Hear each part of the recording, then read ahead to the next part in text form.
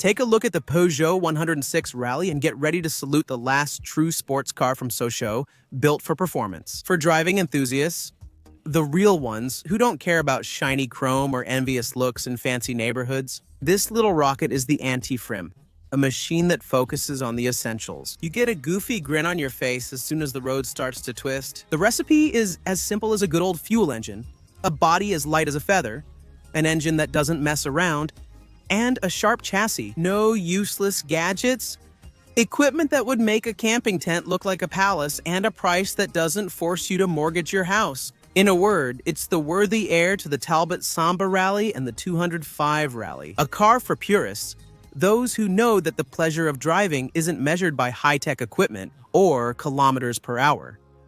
Despite a brief career, the 106 Rallye made its mark back then. Today, let's look back at its history.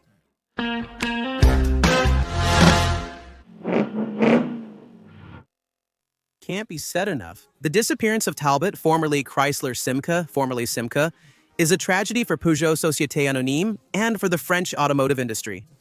Wiped off the map in 1986, except in the United Kingdom, where some utility vehicles survived until 1995, the Poissy brand still had a lot going for it. Its last stand, the Samba, launched in November 1981, was a city car produced in nearly 290,000 units over 5 years and is almost forgotten today. Based on the Peugeot 104 platform, it was offered as a 3-door and convertible, with design by Pininfarina, which later inspired the 205 convertible. But we're focused on the Samba Rallye here. Heir to the Simca 1000 Rallye from the 1970s, it was built for racing and homologated in Group B. With a 1.2-liter X engine producing 90 horsepower, a lightweight body, and equipment reduced to the essentials, a steering wheel, pedals, a gearbox, and that's about it. Priced like the 104 ZS, which was less powerful but more luxurious, the Samba Rallye was designed for amateur drivers, not show-offs. When it disappeared in 1985, it left a void. Purists find the 205 Grand Touring injection, though a standout, too fancy and trendy, lacking rawness. They want character, not a car to show off. Peugeot, against all odds, listens to its complainers. In 1988, the 205 Rallye was born, all dressed in white, shamelessly taking on the spirit of the Samba. And by the way, that of the Citroën AX Sport launched a year earlier. Equipped with the 1.3 Type Ucine engine fed by 2 Weber twin-choke carburetors and fine-tuned by the wizards at Danielson. It produces 103 horsepower, just 12 less than the 205 Grand Touring injection 1.6L, but is 20% cheaper. It's smooth, inherited from the Grand Touring injection, and a real treat. But it's not here to go easy on you. It's loud and temperamental. Try restarting it when it's hot and you'll understand. With a rear end that slides out at the slightest provocation, it really demands some serious steering. For the purists, it's nirvana. No showboating, just pure driving. However, strict anti-pollution measures and catalytic converters ended it. In 1993, the 205 Rallye disappeared, leaving behind a legacy that the 106 would take up with flair, proving that Peugeot hadn't forgotten fans of raw sensations. However, replacing the 205, a commercial phenomenon unmatched in Peugeot's history, was a colossal challenge. In fall 1991, the 106 debuted, built on the Citroën AX platform. But let's be clear, it lacks the aura of its big sister. Competition among Renault, Ford, and Volkswagen has intensified.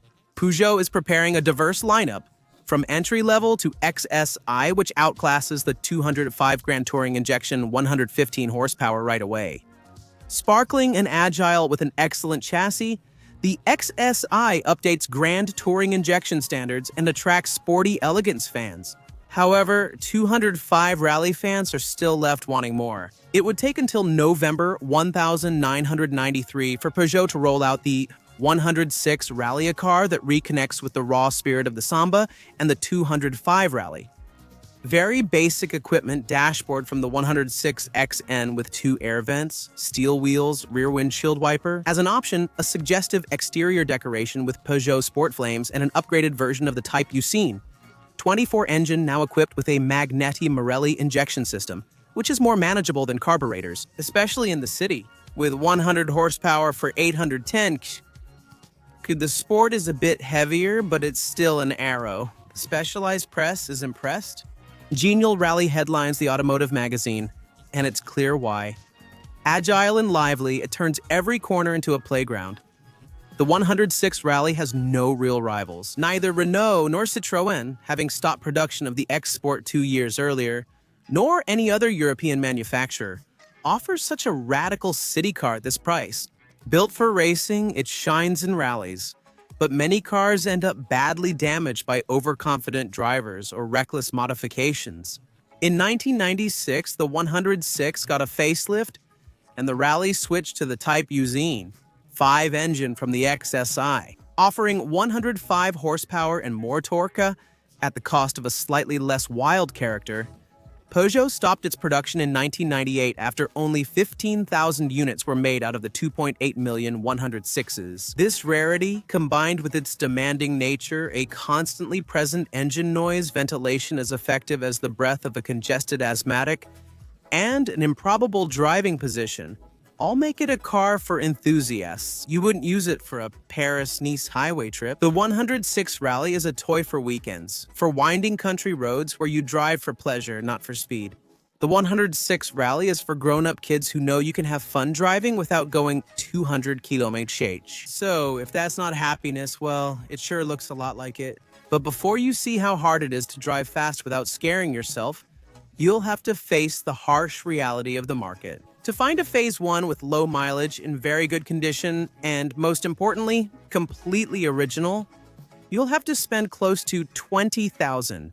But memories are free, so do you have any memories with a 106 or a 106 Rallye? Tell me about them. And if you want to know more about the history of the Peugeot 106, you'll find a video about it on the channel. Don't forget to like, share, and subscribe so you don't miss any of our upcoming videos.